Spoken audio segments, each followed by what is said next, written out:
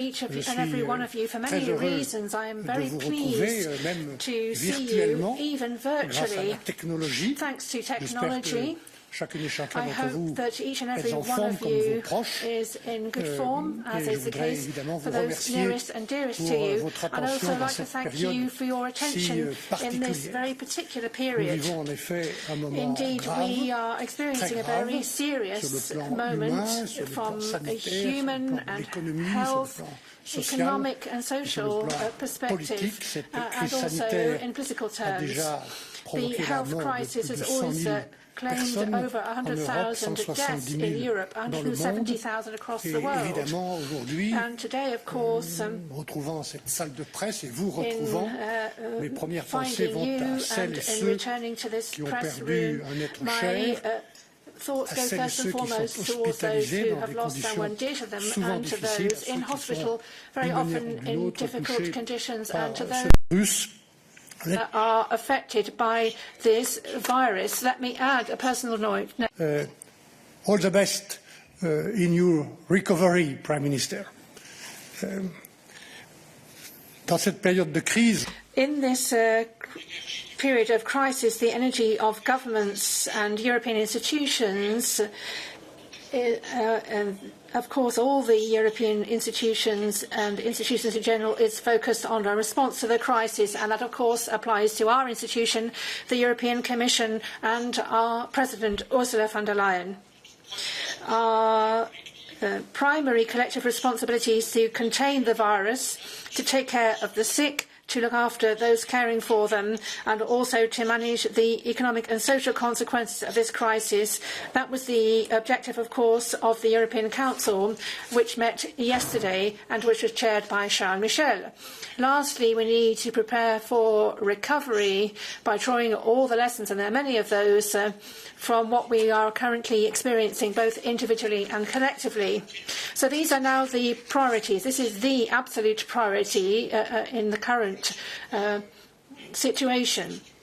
That's why there is a legitimate question, and that is whether the negotiations that we've been dealing with this week with the British side, this has taken up the whole of this week since Monday, every day, might be rather out of phase with what's going on. I even read an article from one of your colleagues describing this negotiation as surreal. I cannot agree with that term, even though I do understand that there is something that's out of kilter here. There are realities, and in terms of those realities, we have to apply realism. That's why it's important that we come together to pursue these negotiations, which are complex and extraordinary. It's often been said they are extraordinarily complex. It is our duty to be realistic in terms of a number of deadlines which are set out in law and which are imposed upon us. The 30th of June, just a few weeks from now, are we going to decide whether or not, before that date, and on the basis of a joint decision with the British, to extend the transition period. This possibility, of course, is provided for in the withdrawal agreement. Second date that we have to look at quite clearly with open eyes is the 31st of December. That is the day set for economic Brexit after political Brexit took place at the beginning of this year. When we come to this economic Brexit, which will bring about important and definitive changes in many areas, will at that stage the UK leave the single market and the customs union with an agreement between it and the European Union, or without an agreement? So what's important here is a number of consequences and the shock that might affect many companies and consumers. And then there's realism within the middle of an economic shock, which is terrible and which is around the corner because of the coronavirus. We need to see whether we can come up with a smart agreement to cushion the shock that I just mentioned, and which at any rate will be linked to the UK exit from the single market and the customs union. And it is realistic to ask that question, to remind you of those deadlines and to come up with responses. Let me add, in parallel to the negotiations, that there's a fourth deadline, the 31st of December, and that is that there has to be an operational implementation of a withdrawal agreement by that date. The withdrawal agreement affects 4.5 million people on both sides, citizens in terms of their rights being protected. We have a number of commitments we have to respect, and right from the outset, one priority has been priority and stability in Northern Ireland and in Ireland. That's a priority for me. Now, at the time I'm speaking to you, the British government has told us and confirmed at this round that it would reject any extension to the transition period. Even though, even in the agreement that we struck, this possibility of extension by 1 or 2 years does exist if we decide jointly so to do before the 30th of June this year. We note that choice. My recommendation is therefore that we work seriously between now and the month of June, and as we have to come up with a joint response, we need to think carefully about that response, taking account in the negotiations of the economic situation and the consequences of that decision. In the immediate, the consequences of this decision on the part of the United Kingdom is that time is short. More than ever, the clock is ticking. More than ever. We have 8 months, scarcely 8 months before us to complete 3 areas of work simultaneously.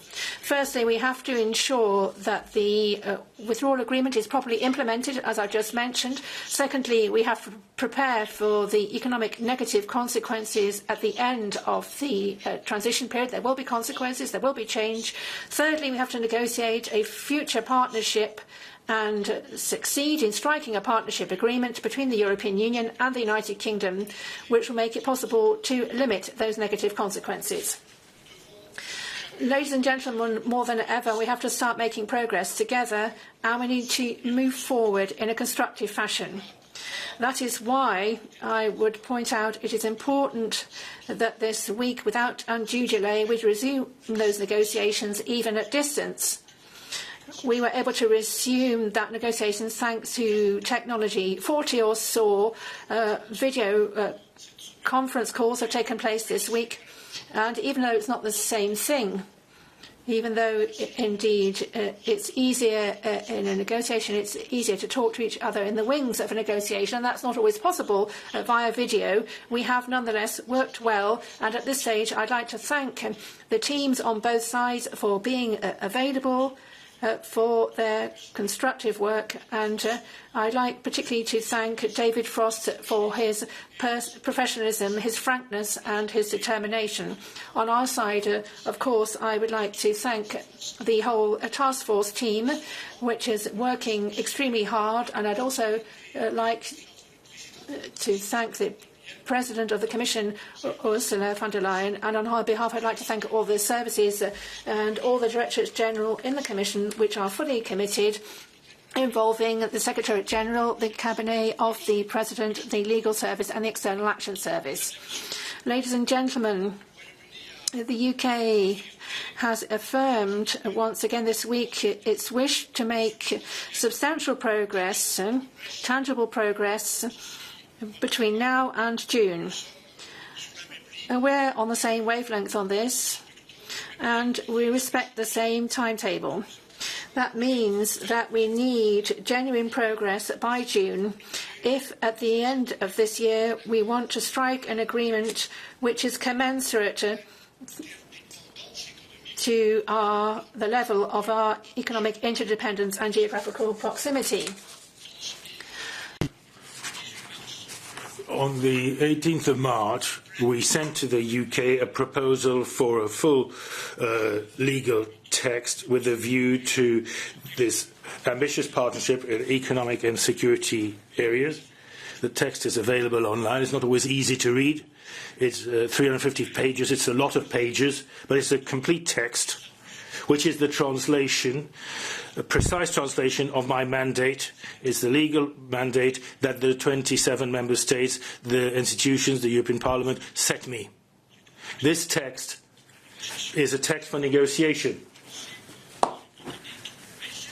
It's not to be taken or left by the.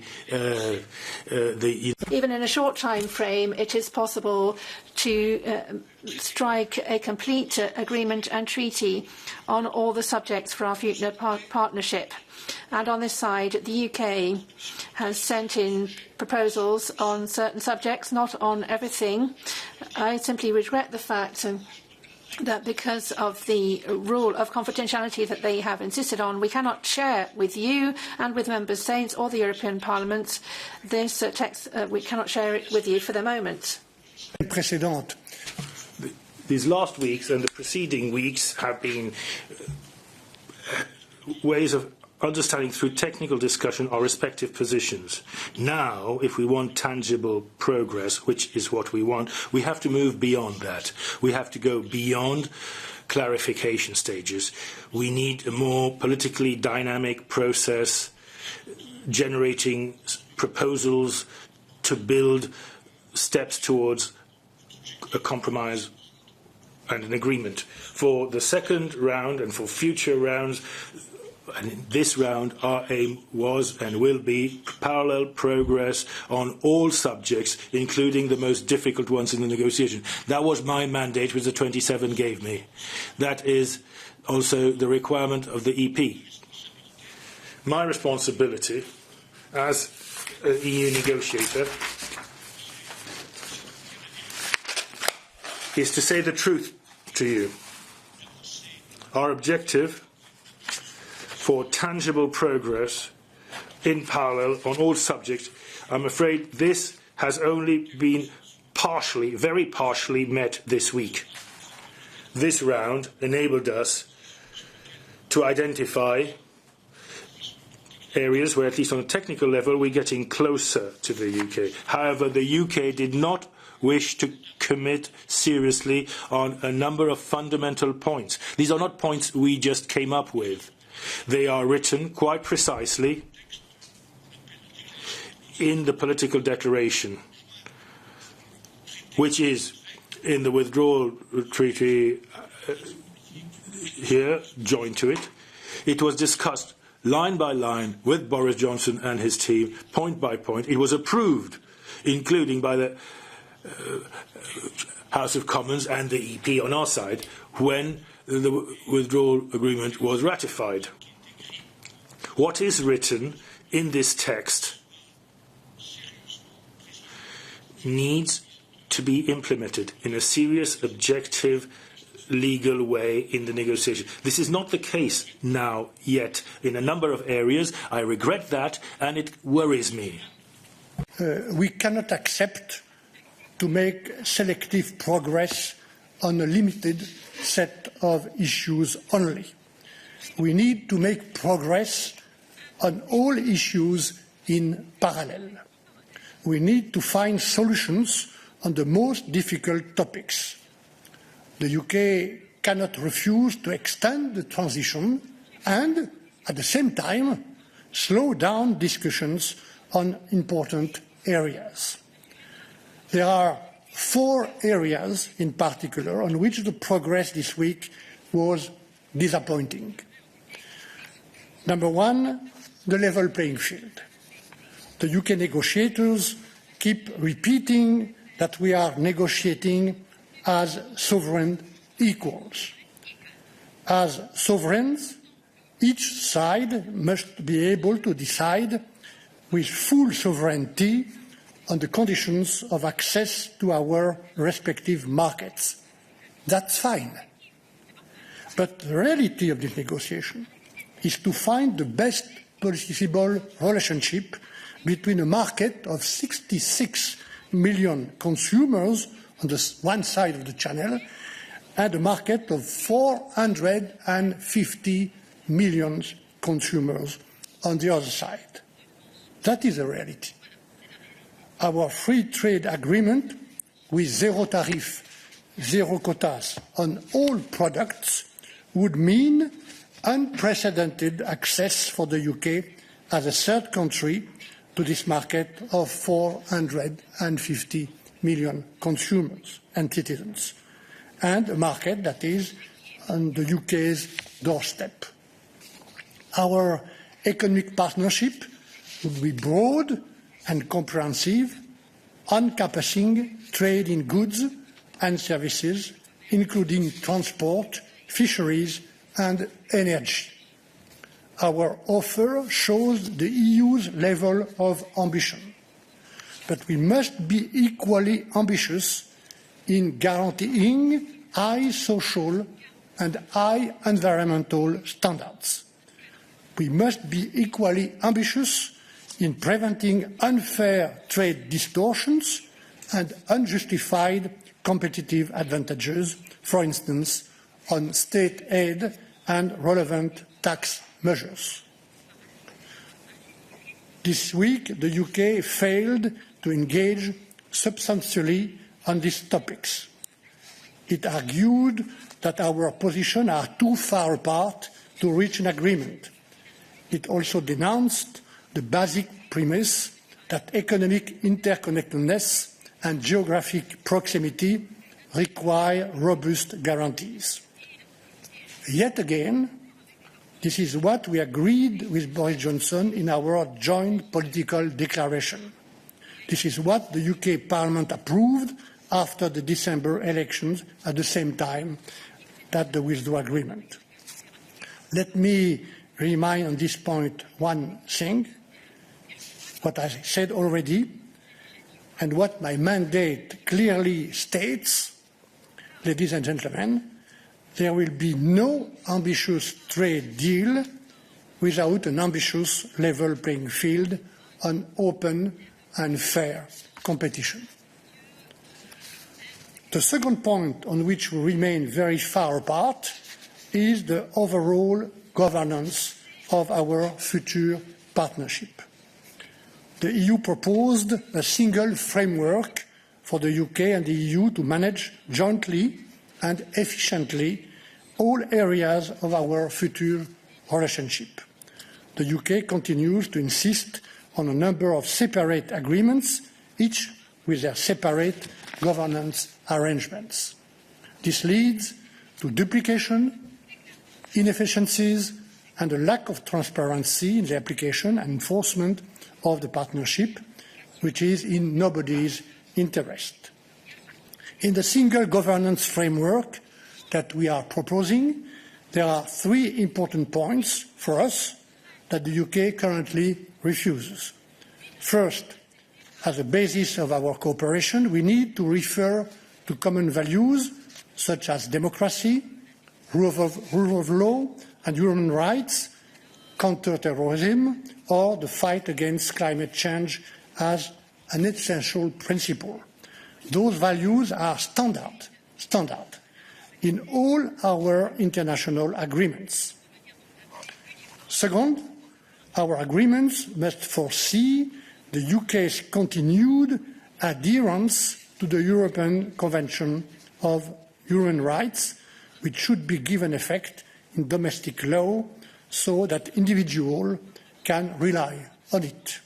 This is particularly important in the field of law enforcement and internal security. Third, the partnership cannot deliver on the high level of ambition expressed in the political declaration without the UK recognising the role of the Court of Justice, the European Court of Justice, when we use concepts of union law, especially for the exchange of personal data. Ladies and gentlemen, of course, this is of particular importance when it comes to our future police and judicial cooperation in criminal matters. And this is our third concern after this second round. We both want a close relationship here, but we face problems. The UK refuses to provide firm guarantees rather than vague principles on fundamental rights and individual freedoms. It insists on lowering current standards and deviating from agreed mechanism of data protection, and this creates serious limitations for our future security partnership. The UK chose to be a third country. It is its choice. As a consequence, it will not be treated as a member state. We must take this fact as our starting point.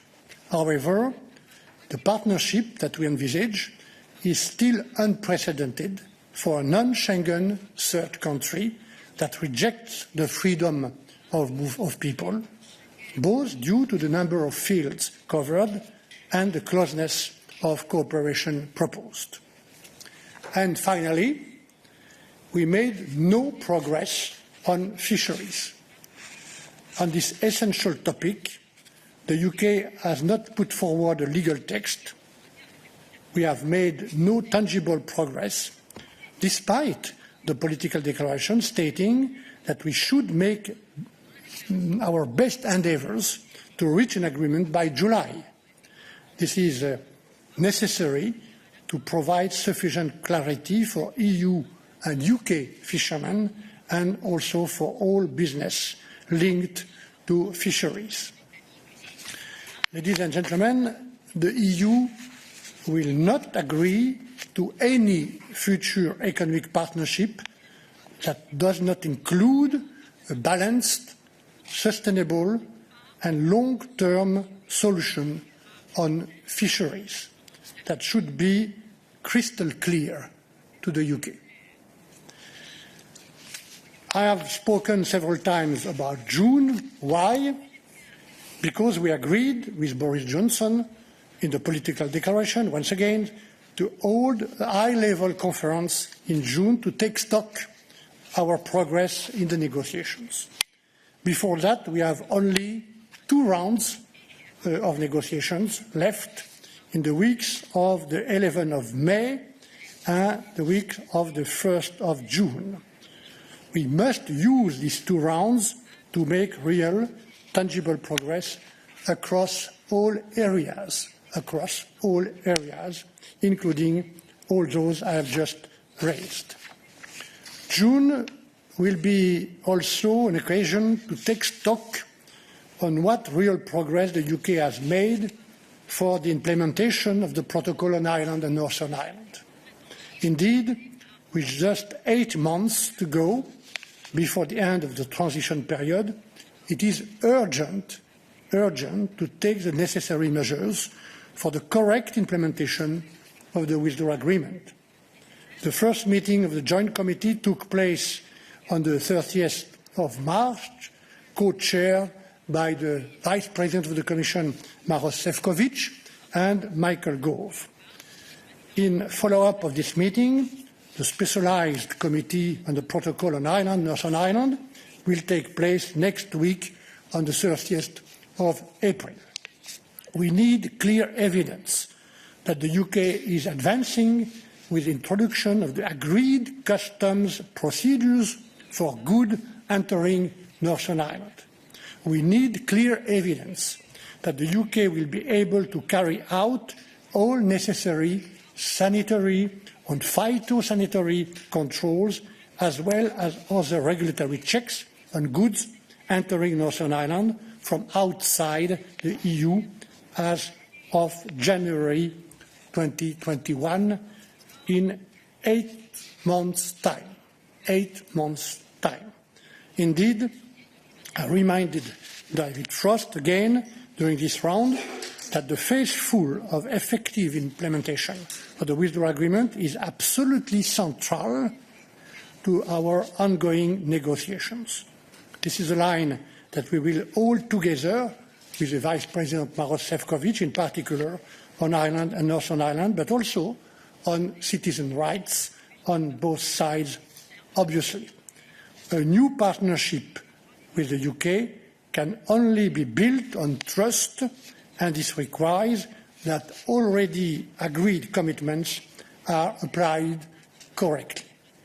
Voilà, mesdames et messieurs. So there you go, ladies and gentlemen. I'm sorry I took a bit long, but it was an opportunity, when I see you again in this way, to do a full stocktake, to do it calmly, frankly, but in a determined way, as we usually have been and will remain to be frank and determined. I spoke frankly of the difficulties ahead, serious difficulties.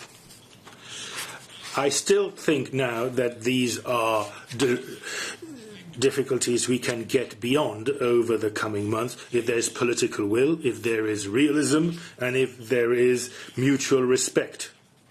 To go back to what I said earlier and where we stand now, I would also add, given today's reality, that the health crisis, the economic and social crisis we're going through now, place upon us even further responsibilities as Europeans and as the UK side to work together to build a sustainable and ambitious partnership over the coming months. Thank you very much, Mr. Barnier. Now we'll move on to questions. WebEx, we will operate the same system as we do during midday, so please raise your hand if you have a question, and don't forget to lower your hand again once you have asked your question, just like in real life. And just to remind you, we will have a technical briefing afterwards for any further technical questions. So, if all ready, we will go to the first question. Catherine Fior, you have the floor.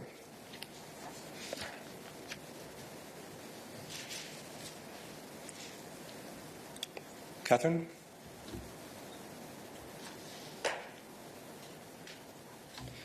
Okay, Catherine, I think you might be having some IT issues. We will go to Bruno.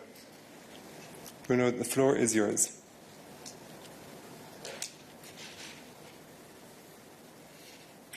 Hello? Yep, we can hear you, Bruno. Yeah, I'd like for Mr. Barnier, you highlighted the areas that are difficult. Among those areas is the area of fisheries.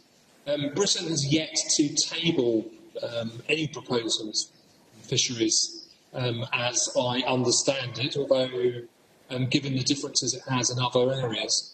Do you think that it will be possible or impossible to carry on with these talks unless Britain will table some concrete proposals during the course of May?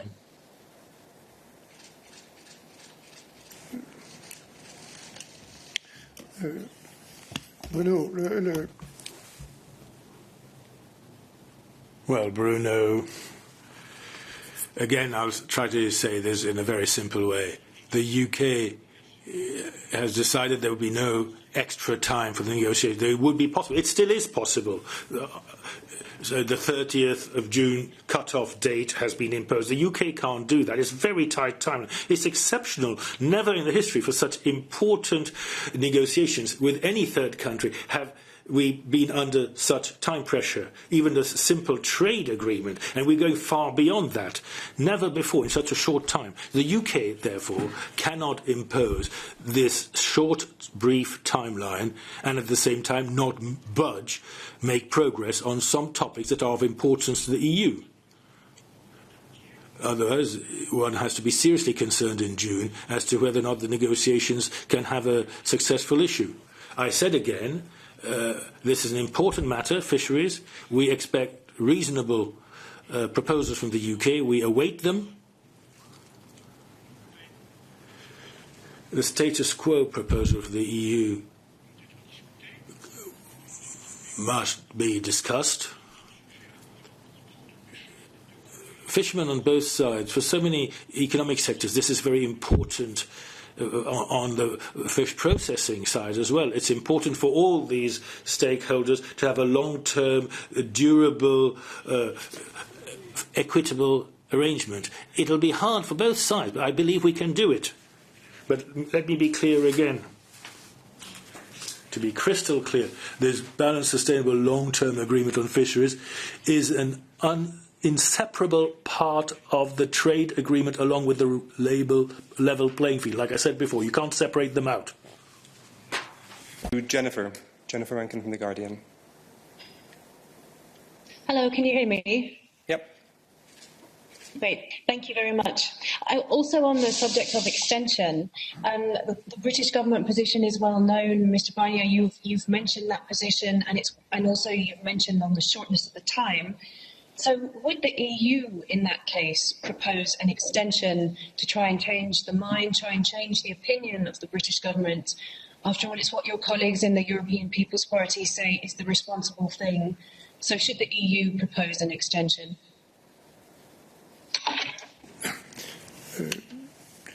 J'ai déjà dit. I've already said this. The President of the Commission has already said that we're not closing the door to an extension of the transition period. It is expressly provided for in the treaty that we ratified with the United Kingdom, and that extension, if we decide on it together, can extend for 1 or 2 years. But for reasons of visibility, so that all the economic players and institutions are aware of this, we have to decide this jointly before the 30th of June. But we've always been open to such an extension. We have to take the decision before the 30th of June. So really it's at that time, Jennifer, that I would respond to your question. Or rather, the European Union would respond. I say once again that my recommendation, until such time as the right moment comes up to this question, is that we work seriously between now and June. That will give us time as well to think carefully about any response we should provide. On this issue of extension, I don't think we should end up in a situation where one is asking or another is asking. We shouldn't be asking for this extension. It should be based on a common approach and a common decision. Once again, I think it's too early for us on our side to express a view on this. I will take stock of the situation at the beginning of June. Next question now. And don't forget that once you take the floor, you're more than welcome to turn on your video. Jim Brunsden. Yeah, thank you very much. You guys hear me okay? Yep. Perfect, thank you. So, on the subject of fisheries, given that this is such a key issue for the EU, what is the point at this stage of going ahead with further negotiating rounds? I mean, if you're in a situation where the EU has said we will not advance on other areas unless this has been addressed, and the UK is refusing to address it, why go on with other rounds at this stage? And also, if the UK isn't bringing proposals, what was discussed during all the sessions on fisheries that were organised this week? Thank you very much. Jim, je dis à tous ceux d'entre vous qui s'expriment. Jim, and to all others who are speaking. It'd be nice to see your faces. I'm symbolically looking towards an empty chair where I think you'd normally sit, Jim, but it's not the same. Anyway, we're not at the end of negotiations yet. The result or failure will be seen at the end of the process. We can have indications earlier in June, but we still have some time till then before success or failure is manifested. We are not the ones imposing the time constraint either. I've always said, and I'll repeat again, that for me, the quality of the agreement and its globality are more important than the timeline when it comes to agreement with the UK. It's just that right now the UK is saying they don't want to prolong the negotiations. That means we have 2 rounds left between now and June. I hope, and I asked David Frost that based on our request and our proposal on fisheries, that we receive a reasonable proposal from the UK side on fisheries, and then we can see whether we can try to move closer and find this balanced, sustainable, long-term agreement. I know it's a difficult topic, but this subject is linked and will remain linked to the trade agreement and the level playing field. So everybody has to take their responsibilities here. Thank you. A second shot, if you want to take the floor.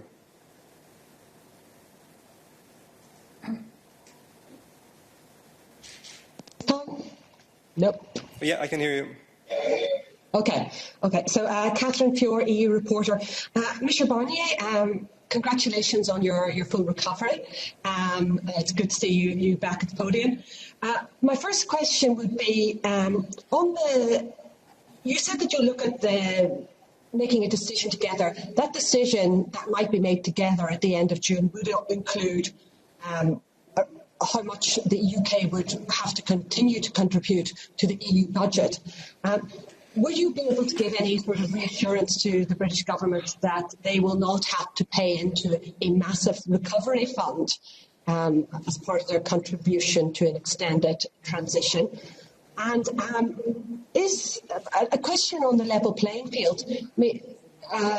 Ursula von der Leyen, the President of the European Commission, has pointed out that there is about 1.8 trillion euros being pumped into Europe's economy. That's being done in a very, very uneven way, that is damaging the level playing field. Could the UK turn around and say that the EU is guilty of double standards?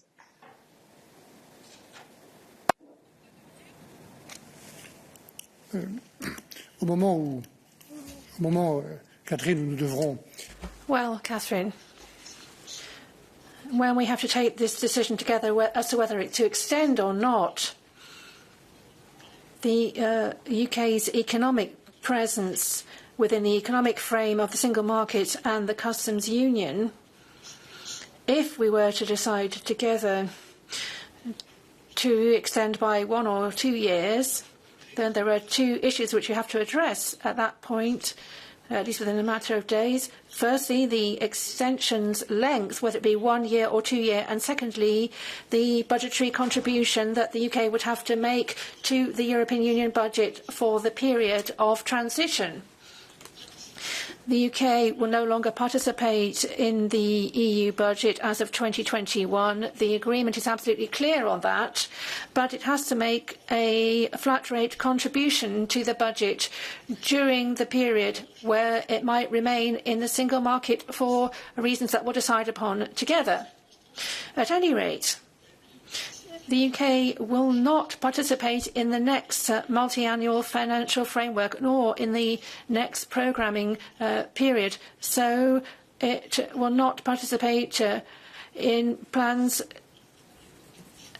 rolled out after 2021. As I say, once again, it has to pay in a lump sum to the budget if there is a decision to extend the transition period. I give the floor to Ian Wishart next. You've had your hand up for a while. Ian. Bonjour, Mr. Barnier. You said very clearly that you have concerns about the implementation of the Northern Irish Protocol. Could you say how far behind you think they are? I mean, have they done anything? And would you accept the pandemic as an excuse for them not living up to their obligations?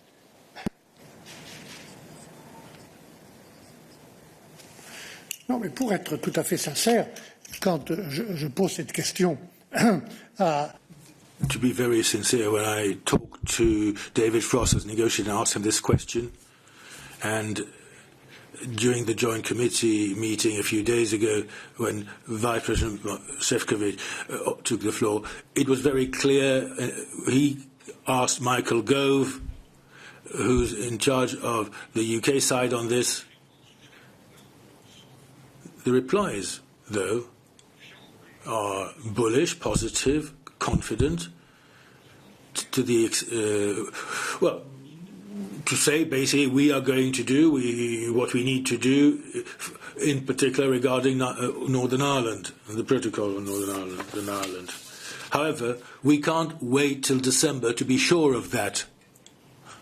There are dates, there are markers, there are decisions, there are staging posts that need to be seen and taken from a technical standpoint between now and December, where the UK must take the necessary steps for customs checks, for SPS checks, and there's a certain amount in Belfast already at the port and airport for plants and animals from the UK into Northern Ireland within the same United Kingdom, where checks already exist on some products and animals. So it's a question of seeing concrete steps and being kept abreast of concrete provisions, operational provisions that are to be taken. And we need precise answers. We're going through a crisis now in the UK, and here we're in it together. But this crisis, well, it hasn't been mentioned as a reason for any putative delay. I don't think that's on the agenda, and I'm not going to sort of cast aspersions on anyone. or say anything other than it's important, we need a climate of trust. Existing agreements, signed agreements, have to be complied with if we want to have good conditions for future agreement. And can you imagine what would happen if there were to be a difficulty in this Northern Ireland issue? It would be very serious for everyone concerned, and we don't want any problems. I've said it here in this room before. I've said it in public. I went to Dungannon, I think, on the 4th of May. It's almost to the day from now, and had this meeting, which I often refer to, this meeting with women, very moving, ladies who work on both sides of the border, thanks to European and UK programmes. And I made a personal and political and moral commitment to them. Everything will be done to preserve peace and the conditions of peace in Ireland. The UK and Northern Ireland, of course, will be leaving the single market. The single market has to be complied with as well. And those two things have to work. But I'm not going to, as I say, express doubt about anyone or anything. We have a process. We have June. There's supposed to be a specialised committee meeting at the end of the month on Ireland and Northern Ireland. We need guarantees, we need assurances on all the financial, technical, concrete measures that need to be taken so that the agreement can be properly implemented and applied. And there was a controversy about that. I don't understand why, but I've said before that we would be prepared to have a technical, I stress technical, not diplomatic representation with vets in Belfast, customs experts, a sort of technical office to play our part in that. Time remaining. Before I give the floor to somebody, can I just remind you to lower your hands again if you no longer have a question? It's just easier for me to read the screen. We will go to Nick Gutteridge, or as I have you in front of me, Nicholas Gutteridge.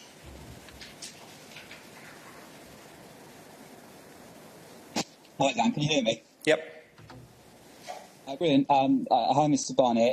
It was sort of to follow up a bit on Bruno and Jim's questions, really, but specifically, UK seems to very much have been prioritising the strand on trade in goods, which you have repeatedly said cannot be separated out from the level playing field issues and the fisheries issues. So if the UK, as you see it, continues to refuse to engage on a level playing field in fishing, does there come a point when the EU will look to scale back the talks on trade in goods, which at the moment are one of the issues that's going on every day?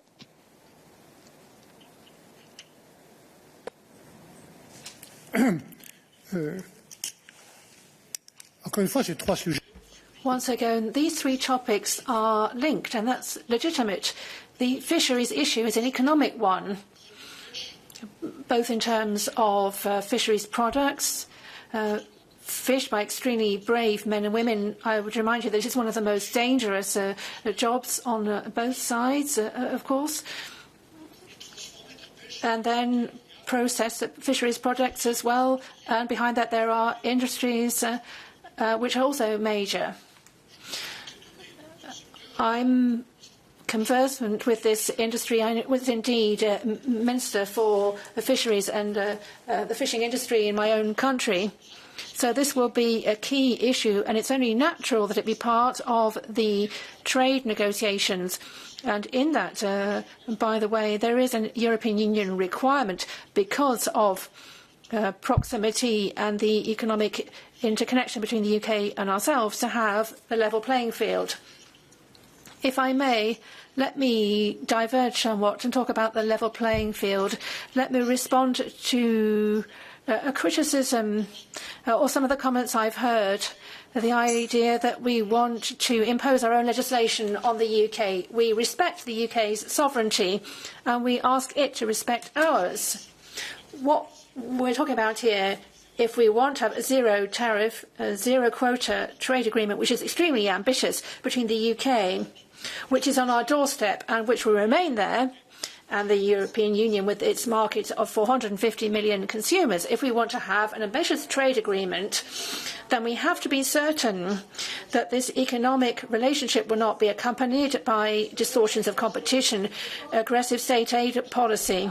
We're not going to ask the UK blindly to follow EU legislation, which it won't be involved in devising with us. All we're asking is that if we're talking about is that we have to come up with a system or an agreement to make sure that our levels of regulation on both sides are more or less comparable, and there should be no distortion of competition in social, economic or taxation fields, including state aids. So we agree that on both sides, within our own sovereignty, we have an equation between our respective regulation on the same level. I said that these three topics are linked.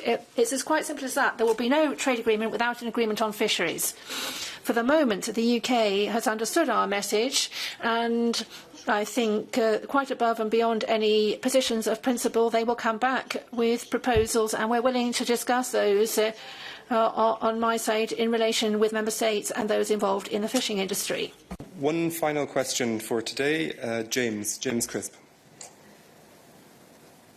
Thank you, Dan. Can you hear me? Yep. Yes. Excellent. Okay.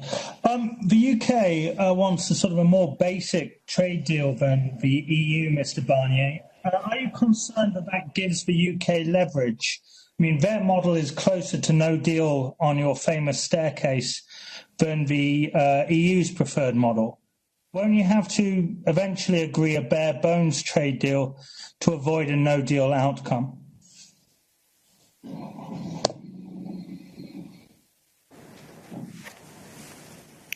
Je suis pas sûr d'avoir. Well, I'm not sure I fully understood your question, James. A basic agreement, to use your own term, a basic trade agreement, would have to be accompanied by a level playing field agreement and an agreement on fisheries. I and my team, my very competent and brilliant team, and you'll be seeing Clara Martinez, and the other chief negotiators in a wee while for the technical briefing after I go, but all of us want an agreement with the United Kingdom. I weighed my words carefully, and I said at the end of my initial remarks that what's happening around the world in Europe is very serious.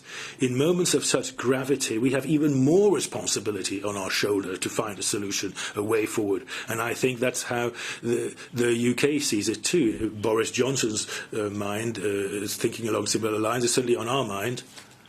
Time is short, but I think there is possibility for agreement in that time. We wrote a full agreement out. We think it's possible. The text isn't a take it or leave it text, it's a text for negotiation.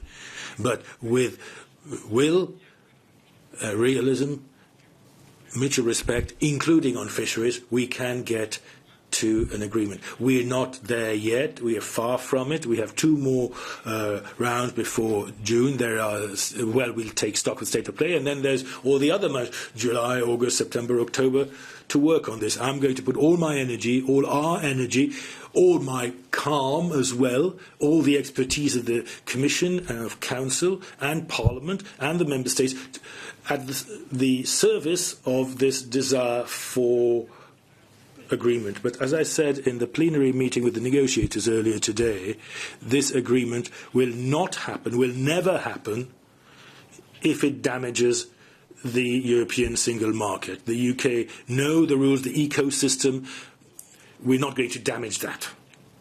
And those conditions, a number of conditions, have to be understood. Leaving the EU, leaving the customs union, leaving the single market. It's a sovereign decision by the UK, but that decision has consequences, and I believe negative consequences. We're trying to limit the negative in this agreement, but we haven't reached agreement yet. Conclude today's press conference. Thank you, Mr. Barnier, and thank you to all of you who tuned in to today's briefing. Just as a reminder, we will switch over to the off-the-record technical briefing in the next few minutes. Thank you very much.